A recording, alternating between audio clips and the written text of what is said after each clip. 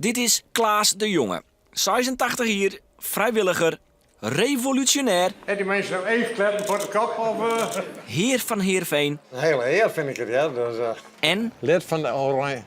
Ja, hoe zeg je het? Ik zei lid in de orde van Oranje Nassau. Ja, zo is het, ja. 50 jaar zit hij nou al bij Heerenveen. Hij joeg onder oren roenlienings bij de club. Maar dat kan hij nog altijd.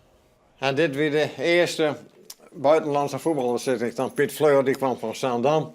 En ik kwam hier, als voetballer kwam hier bij Heerenveen. Piet Fleur. En de jongen is nog altijd van deze tijd. We willen een beetje moderniseren, om het zo maar te zeggen. Het is nou een beetje, ja, meer een fotohuis dan een...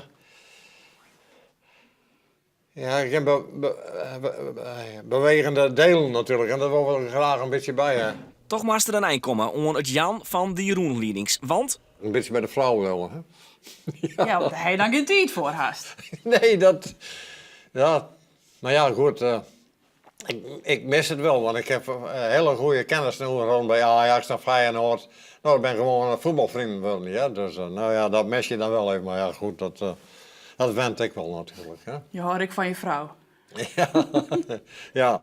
Klaas de Jonge kwam in Jontje 54 al bij de club in de tijd van Abe. Waarin Heerenveen volle grutte wie als de Ljouwerters. De mooiste tijd eigenlijk geweest van Heerenveen. Toen werd iedere keer noordelijk kampioen natuurlijk. Hè. In Friesland geweest en Drenthe. Dus dan werden ze iedere keer oud-kampioen. En dan kregen ze een naai-competitie. Dan zie je hier.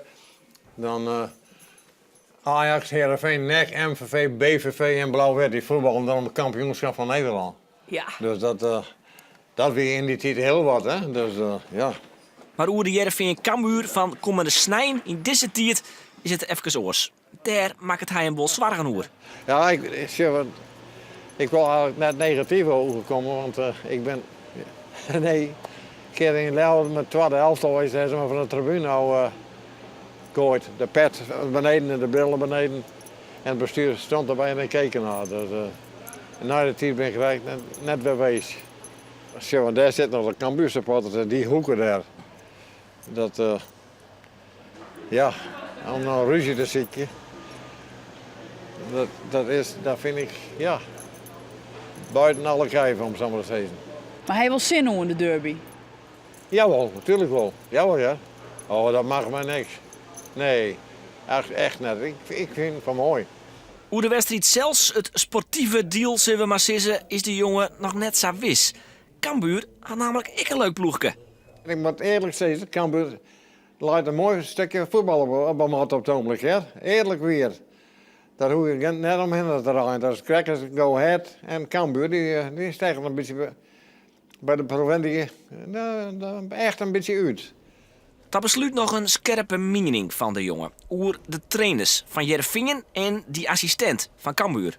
Ik vind bij Cambuur, hij is een hele goede greepnemer, Henk de Jong.